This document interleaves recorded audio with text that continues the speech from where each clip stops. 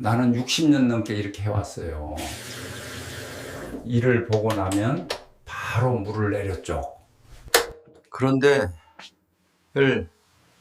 오늘은 뭔가 좀 다른 것 같았어요.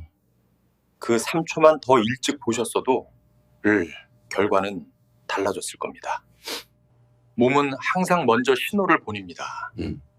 문제는 우리가 보느냐는 거죠.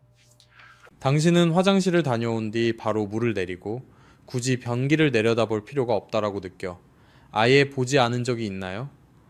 우리 중 많은 사람들이 그렇습니다. 게을러서가 아니라 그저 습관이기 때문입니다. 하지만 당신은 알고 있나요? 바로 그 무해해 보이는 습관 때문에 적지 않은 사람들이 자신의 생명을 살릴 기회를 놓치고 있다는 사실을요. 어떤 질병들은 전혀 아프지 않고 열도 나지 않으며 극심한 통증으로 경고하지도 않습니다. 대신 거의 아무도 신경 쓰지 않는 가장 눈에 띄지 않는 곳에 아주 작은 신호만을 조용히 남깁니다. 그리고 그것을 알아차렸을 때는 이미 너무 늦은 경우가 많습니다.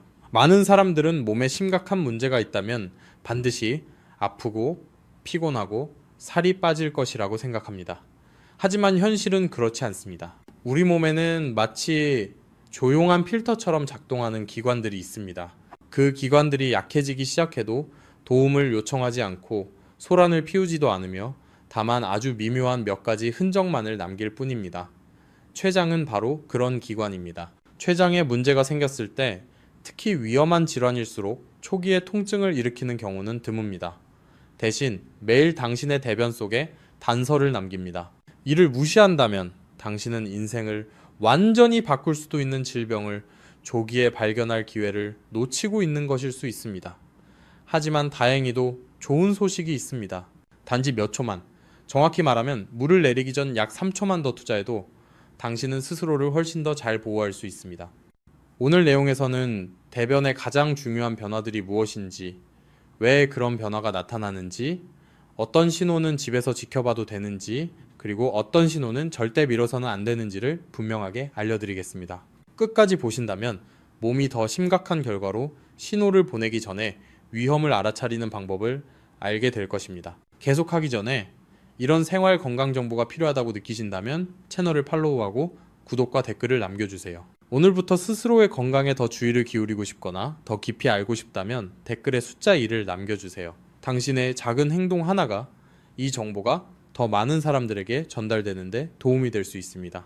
이번 내용에서는 대변의 5가지 가장 중요한 변화를 다룰 것입니다. 비교적 흔하고 덜 위험한 신호부터 소화기와 췌장 질환과 직접적으로 연관된 극도로 위험한 신호까지 차례대로 살펴볼 것입니다. 그리고 지금 이 순간 당신 스스로에게 꼭 물어보셨으면 하는 중요한 질문이 하나 있습니다. 만약 그런 신호들이 나타난다면 당신은 그것을 볼 것인가요? 아니면 평소처럼 계속 물을 내릴 것인가요? 제 이름은 유호진입니다.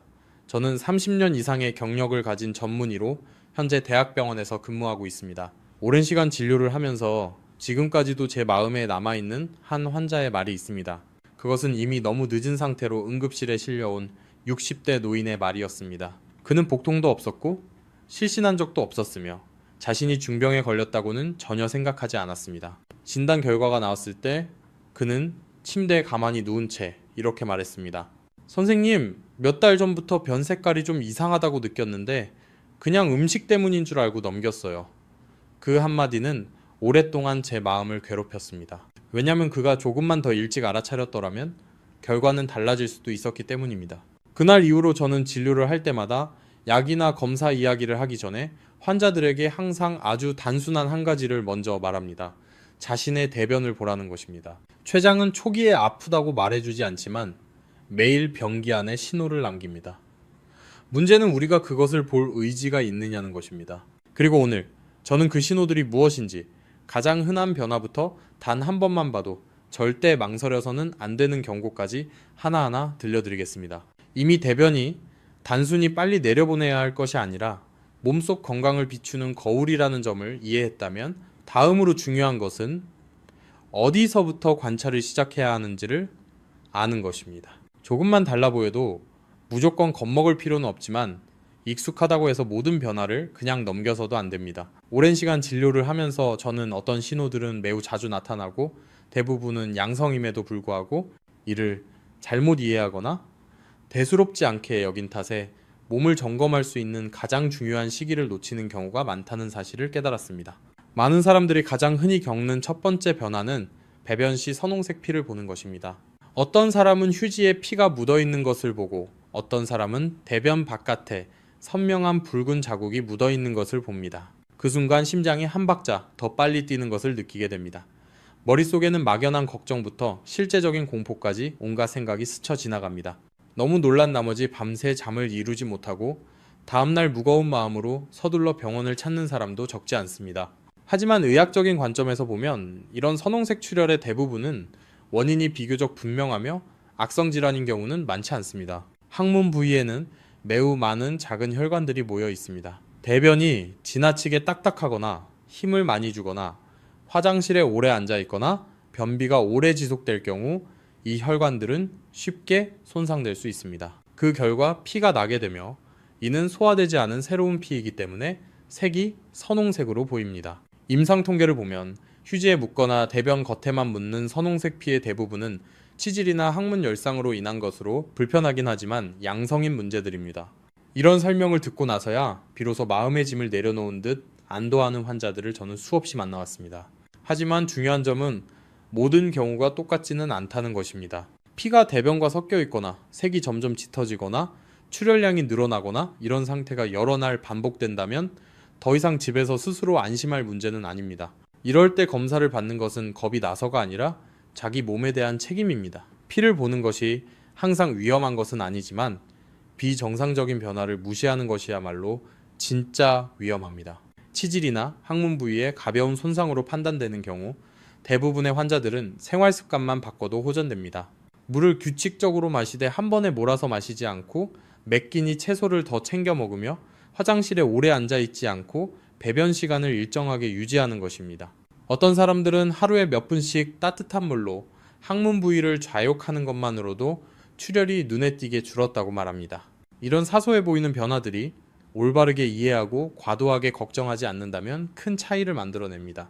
두 번째로 매우 흔한 신호는 대변이 건조하고 덩어리져서 토끼똥처럼 작은 알갱이로 나오는 경우입니다.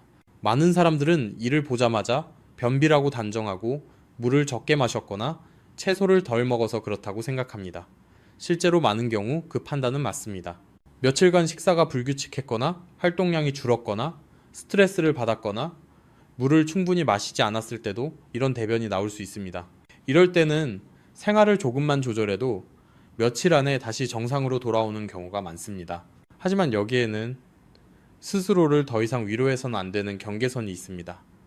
물을 더 마시고 식사를 신경 써도 이런 대변 상태가 계속된다면 이야기는 달라집니다. 저는 식단을 바꾸고 매일 아침 억지로라도 물을 마셨지만 몇 주 동안 화장실에 갈 때마다 여전히 작고 건조한 대변만 나온다고 말하는 고령의 환자들을 만난 적이 있습니다. 그들이 괴로워한 것은 통증이 아니라 변기를 떠날 때마다 남는 막연한 불안감이었습니다.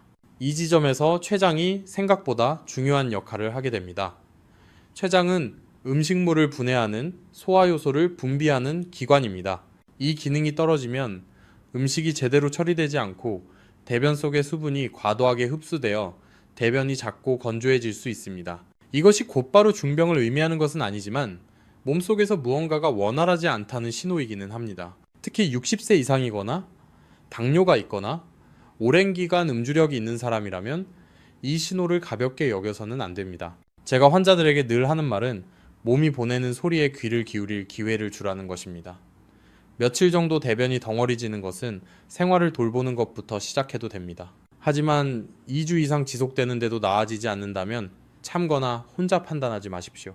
이때 병원을 찾는 것은 나약해서가 아니라 자신의 건강을 지키기 위해 현명한 선택을 하는 것입니다. 실제로 이 단계에서 문제를 발견한 많은 사람들은 식습관 조절과 가벼운 보조 치료만으로도 눈에 띄게 호전되었습니다. 이 두 가지 신호, 선홍색 피와 덩어리진 대변은 몸이 처음으로 보내는 비교적 초기의 변화들입니다. 아주 무섭지는 않지만 잠시 멈춰서 주의를 기울이게 만드는 가벼운 경고와도 같습니다. 문제는 많은 사람들이 이를 넘기는 데 익숙하고 괜찮겠지라며 스스로를 안심시키는 데 익숙하다는 점입니다. 그리고 바로 그 습관 때문에 몸이 더 강한 신호를 보내기 시작했을 때는 이미 상황이 간단하지 않게 되어버리는 것입니다. 선홍색 혈변이나 딱딱하게 뭉친 변 같은 변화들이 너무 오래 무시되면 몸은 더 이상 작게 말해주지 않습니다. 이때부터 신호는 점점 더 분명해지고 더 무겁고 훨씬 더 위험해집니다. 안타까운 점은 이 단계에서도 여전히 많은 사람들이 이를 단순하게 해석하려 한다는 것입니다. 음식 때문이라고, 약 때문이라고, 혹은 나이가 들어서 그렇다고 스스로 설명해버립니다. 하지만 병원에서 오랜 세월 진료해온 경험으로 저는 분명히 말할 수 있습니다. 여기서부터는 더 이상 집에서 지켜볼 수 있는 신호가 아닙니다. 제가 특히 주의를 기울이는 변화 중 하나는 환자가 자신의 변이 검고 끈적하며 평소보다 냄새가 훨씬 심하다고 말할 때입니다. 많은 사람들은 검은 변을 보면 전날 미역을 먹었거나 철분제를 복용했거나 특정 약을 먹어서 그렇겠거니 하고 넘깁니다. 실제로 일부 음식이나 약은 잠시 동안 변색을 어둡게 만들 수 있습니다. 하지만 중요한 차이점은 그런 음식이나 약을 먹지 않았는데도 이 상태가 이틀, 사흘 연속 지속된다면 절대로 가볍게 볼 수 없다는 점입니다. 의학적으로 검은 변은 위나 십이지장처럼 소화관 상부에서 출혈이 있다는 신호인 경우가 많습니다. 피가 소화 과정을 거치면서 변색되어 검게 변하고 변은 끈적하고 냄새가 매우 특징적으로 강해집니다. 가장 흔한 원인은 위궤양이나 십이지장궤양으로 헬리코박터 파일로리 감염, 진통제나 소염제의 장기 복용, 과도한 음주와 관련된 경우가 많습니다. 점막이 손상되면 아주 작은 궤양 하나만 있어도 피가 조금씩 조용히 새어나올 수 있습니다. 저는 한 번은 매우 피곤해 보이고 얼굴이 창백한 상태로 내원한 고령의 환자를 만난 적이 있습니다. 그는 요즘 몸이 자꾸 약해지는 것 같다고만 했습니다. 자세히 물어보니 며칠 전부터 변이 검었지만 관절 통증 때문에 먹던 진통제 때문이라고 생각하고 신경 쓰지 않았다고 했습니다. 내시경 검사 결과 그는 십이지장 궤양이 있었고 미세한 출혈이 계속되고 있었습니다. 다행히 제때 병원을 찾아 즉시 치료를 받아 더 위험한 합병증은 피할 수 있었습니다. 그래서 저는 항상 환자들에게 분명히 말합니다. 특별한 약을 먹지 않았는데도 검은 변이 하루 이상 지속되면 병원에 오셔야 합니다. 여기에 어지럼증, 극심한 피로, 창백함이 동반된다면 망설이지 말고 응급실로 가야 합니다. 그 다음 신호는 더욱 걱정스러운 변화입니다. 변기에 기름막이 떠 있고 변이 둥둥 뜨며 물을 여러 번 내려도 잘 씻겨 내려가지 않고 냄새가 이전보다 훨씬 심하다고 느낄 때입니다. 많은 사람들은 즉시 전날 먹은 음식을 떠올리며 기름진 음식이나 튀긴 음식을 많이 먹어서 그렇다고 생각합니다. 실제로 지방이 많은 식사를 한 뒤에는 일시적으로 변이 달라질 수 있습니다. 하지만 기름진 음식을 먹지 않았는데도 이런 상태가 며칠 연속 반복된다면 원인은 식사에 있지 않을 가능성이 큽니다. 이때 다시 주목해야 할 기관이 바로 췌장입니다. 췌장은 지방을 분해하는 소화효소를 분비합니다. 이 기능이 떨어지면 지방이 제대로 소화되지 못하고 그대로 변으로 배출되어 지방변이 나타납니다. 이는 췌장이 실제로 문제를 겪고 있다는 신호로 만성췌장염, 췌장기능 저하, 심지어 췌장의 초기 병변과도 관련될 수 있습니다. 많은 환자들이 식사량은 줄지 않았는데도 체중이 감소하거나 복부 팽만감, 식욕 저하를 함께 호소합니다. 저는 중년의 한 환자가 매우 조심스럽게 상담하러 왔던 사례를 또렷이 기억합니다. 그는 기름진 음식을 먹지 않는데도 배변 후 변기물 위에 항상 기름막이 떠 있다고 말했습니다. 처음에는 부끄러워서 아무에게도 말하지 못했지만 며칠 동안 계속되고 변냄새가 점점 심해지며 몸까지 피로해지자 결국 병원을 찾았다고 했습니다. 검사 결과 그의 췌장 효소 기능은 이미 뚜렷하게 저하되어 있었고 추가 정밀 검사에서 췌장의 작은 병변이 발견되었습니다. 조기에 발견한 덕분에 치료 과정은 훨씬 수월하게 진행될 수 있었습니다. 이 단계에서 제가 강조하고 싶은 점은 분명합니다. 검은 변이 지속되거나 기름막이 도는 변은 단순한 식습관 문제가 아닙니다.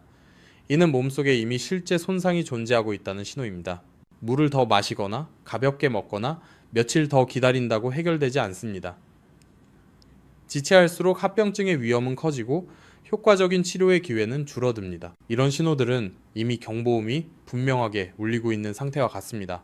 이전 단계에서는 몸이 스스로 조절할 시간을 주었다면 이제는 시간이 당신 편이 아닙니다.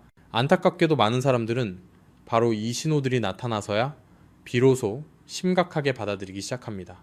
그러나 여기서 한 단계만 더 지나면 몸은 마지막이자 가장 강하고 가장 위험한 경고를 보내게 됩니다.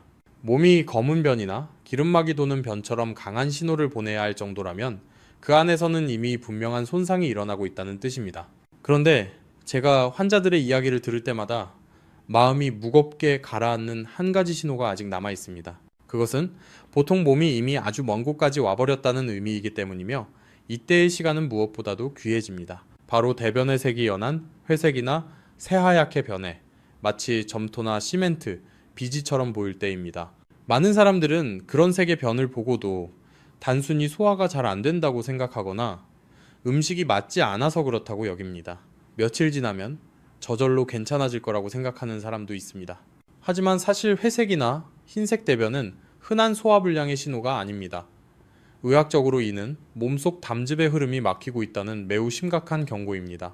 정상적으로는 간에서 담즙이라는 황갈색의 액체가 만들어져 담도를 통해 소장으로 내려갑니다. 이 담즙이 바로 대변에 특유한 갈색을 만들어줍니다. 그런데 어떤 이유로 담즙이 장으로 내려가지 못하면 대변은 색을 잃고 연해지며 회색이나 흰색으로 변합니다. 그리고 담즙이 막히는 가장 두려운 원인 중 하나가 바로 담도가 지나가는 부위인 췌장에 생긴 손상입니다. 췌장에 염증이 생기거나 종양이 있거나 압박이 가해지면 담도가 눌려 담즙이 제대로 흐르지 못하게 됩니다. 문제는 대변이 이미 회색으로 변했다면 더 이상 며칠 더 지켜보자는 단계가 아니라는 점입니다. 이는 담즙 시스템이 영향을 받고 있다는 신호이며 이 상태가 지속되면 소화기뿐 아니라 온몸 전체가 영향을 받게 됩니다. 이 시기에 많은 환자들은 소변색이 콜라처럼 짙어지고 피부와 눈의 흰자위가 노랗게 변하며 가려움 같은 불편한 증상까지 함께 느끼게 됩니다. 이 신호들이 모이면 매우 분명한 그림이 완성되지만 안타깝게도 모두가 제때 알아차리지는 못합니다. 제가 의사로서 초기에 만났던 한 노인의 모습은 지금도 잊히지 않습니다. 그는 통증 때문에 병원을 찾은 것이 아니라 가족들이 보기에도 피부가 유난히 노래 보여서 오게 되었습니다. 자세히 물어보니 몇 달 전부터 대변색이 거의 회색에 가깝게 연해졌지만 나이가 들면 몸이 변하는 게 당연하다고 생각했다고 했습니다. 가족 누구도 그것을 위험한 신호라고 여기지 않았습니다. 검사 결과가 말기 췌장암으로 나왔을 때 병실안은 완전히 침묵에 잠겼습니다. 그때 저는 현대의학이 많은 것을 할 수는 있지만 병이 일찍 발견될 때에만 가능하다는 사실 앞에서 무력함을 느낄 수밖에 없었습니다. 이후에 저는 비슷한 연령대의 또 다른 환자를 만났습니다. 단 하나의 차이는 그분은 대변색이 달라진 것을 보고 바로 병원을 찾았다는 점이었습니다. 이번에는 병변이 더 이른 단계에서 발견되었고 효과적으로 개입할 수 있는 기회가 남아 있었습니다. 두 사람, 두 가지 결말. 누가 더 건강했고 누가 더 운이 좋았기 때문이 아니라 한 사람은 보았고 다른 한 사람은 지나쳤기 때문이었습니다. 여기까지 이야기를 들으셨다면 제가 무엇을 강조하고 싶은지 이미 느끼셨을 것이라 믿습니다. 대변은 단순히 몸에서 버려지는 것이 아니라 매일 우리에게 전달되는 건강 보고서입니다. 제가 말씀드린 5가지 신호, 선홍색 피, 덩어리진 변, 검은 변, 기름막이 도는 변, 그리고 회색 변은 여러분을 겁주기 위한 것이 아니라 어떤 신호는 지켜볼 수 있고 어떤 신호는 즉시 행동해야 하는지를 구분할 수 있도록 돕기 위한 것입니다. 가장 중요한 것은 의학 용어를 모두 기억하는 것이 아니라 뭔가 이상하다라는 그 느낌을 기억하는 것입니다. 제가 만났던 많은 환자들이 똑같이 말합니다. 이상하긴 했는데 심각할 거라고는 생각 못했어요. 바로 그 망설임의 순간이 소중한 시간을 앗아갔습니다. 인간의 몸은 매우 똑똑해서 항상 미리 신호를 보내지만 우리가 듣지 않으면 언젠가는 더 이상 말해주지 않게 됩니다. 저는 이 이야기들을 공포를 주기 위해 하는 것이 아닙니다. 조금만 더 일찍 알았더라면 결과가 달라졌을 수 있었던 수많은 경우를 직접 보았기 때문에 전하는 것입니다. 오늘 단 하나만 기억하신다면 이것만은 꼭 기억하세요. 물을 내리기 전에 변기를 한번 내려다보세요.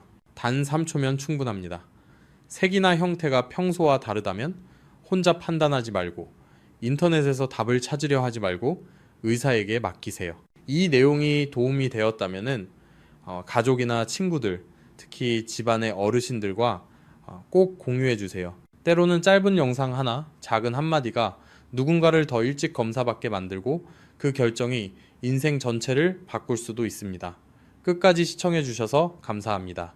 이런 생활 속 건강 이야기들을 계속 듣고 싶으시다면 좋아요를 누르고 채널을 구독해주세요.